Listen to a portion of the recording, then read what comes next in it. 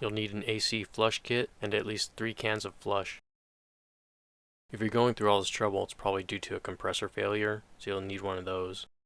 You'll need an O-ring kit for all the fittings, some PAG 46 oil, I'd get a container with and without the dye, a new expansion valve, a new dryer, and a new condenser. If you're not replacing the condenser, you'll want to flush it really well, so I'd recommend getting at least 6 or 7 cans of the flush in that case.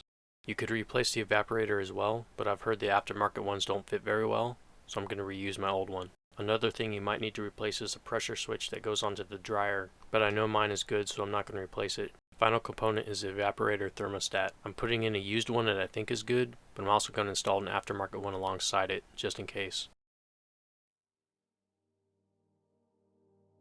To remove all the exterior AC components, you'll need to remove the bumper, the condenser fan, the cruise control actuator, the power steering pump reservoir, some of the intake tubing, the battery, the vacuum control box, the hood latch, and a few other small things. Just take your time and don't bend any of the lines when you pull them out.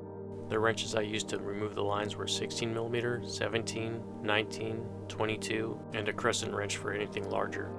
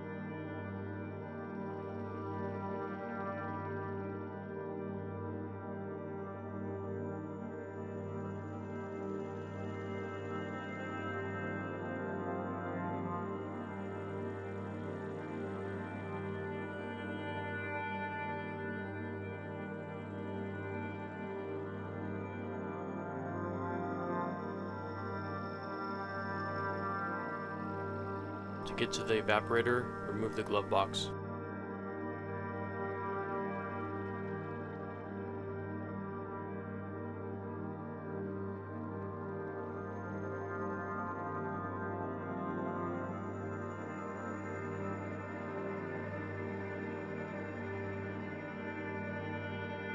Unplug the temperature sensor. Mine's missing it right now. Remove the metal straps on either side of the evaporator box.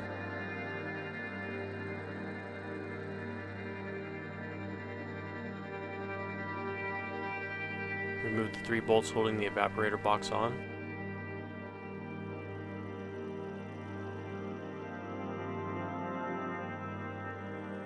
Disconnect the drain hose at the bottom.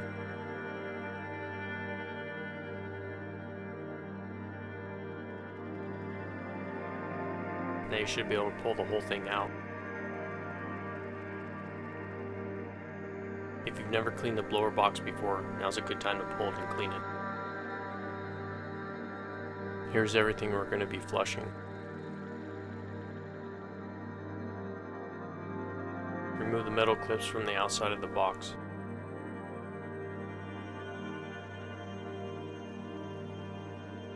Remove all the screws. Now you should be able to pull the whole box apart. Be careful not to damage the old foam. Remove the expansion valve from the evaporator.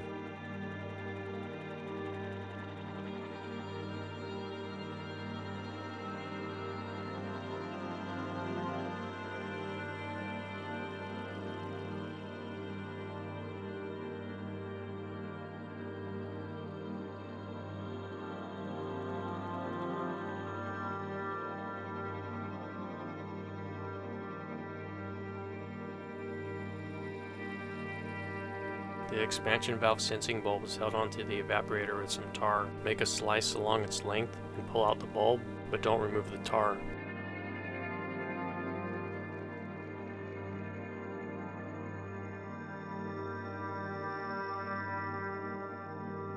Fill the cylinder on your flush kit about half full with flush.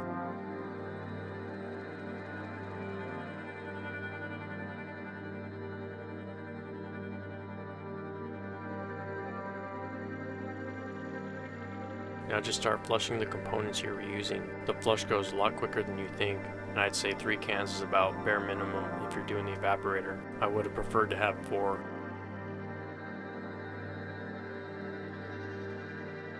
On every component, I flush it one direction, then I flush it the other direction. And I'm draining it all into this clean bucket so I can see what came out of the system afterwards.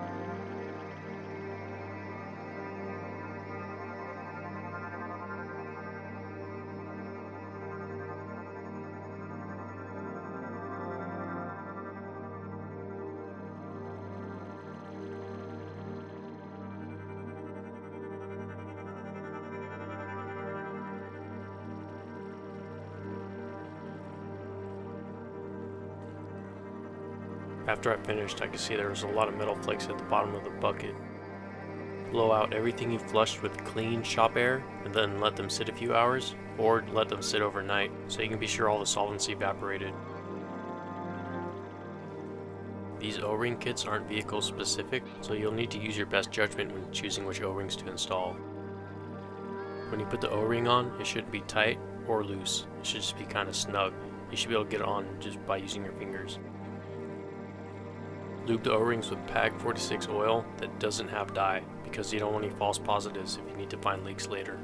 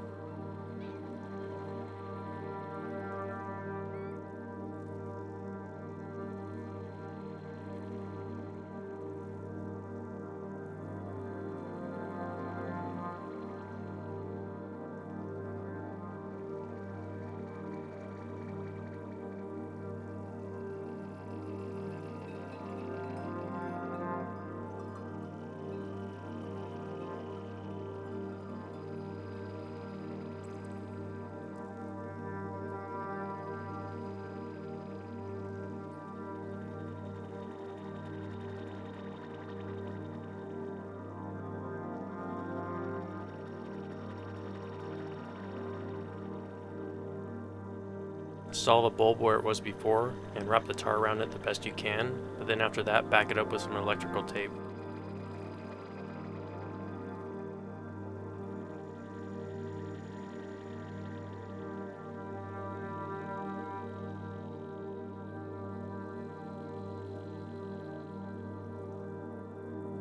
If you bent any fins on the evaporator, straighten them now.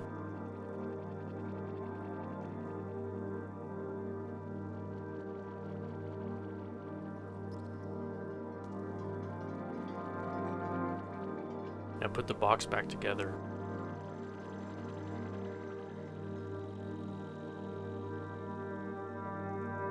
I'm going to install my used evaporator thermostat and my aftermarket one alongside it.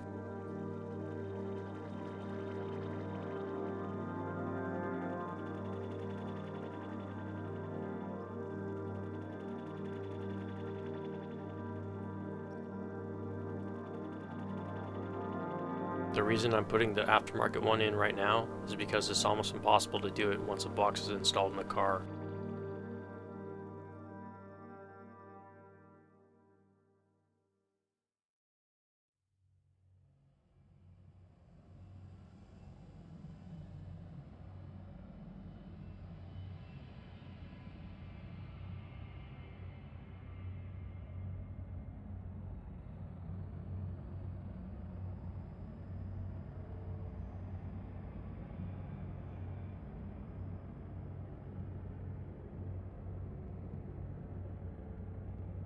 The system takes 4.1 ounces of oil, so get a measuring cup that lets you measure that out. Remove the caps from the compressor ports and drain everything in the compressor into the cup. This compressor came with the right amount of oil, but I'm going to pour half of it out to fill it back up with the oil that has the dye in it.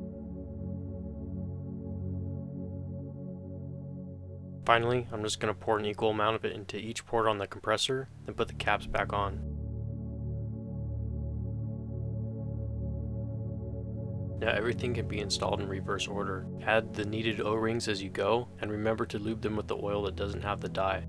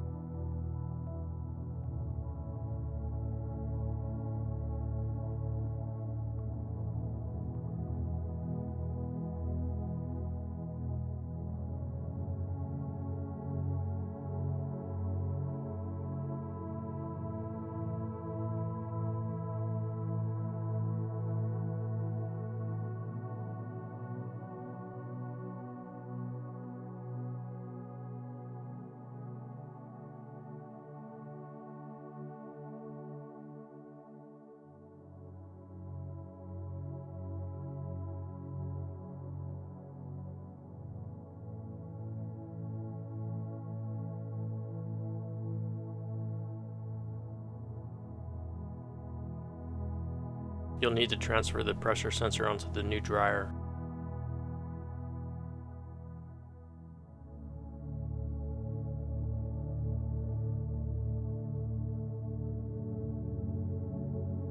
The dryer should be the last thing you install, and leave the caps on it until you're ready to hook the lines onto it.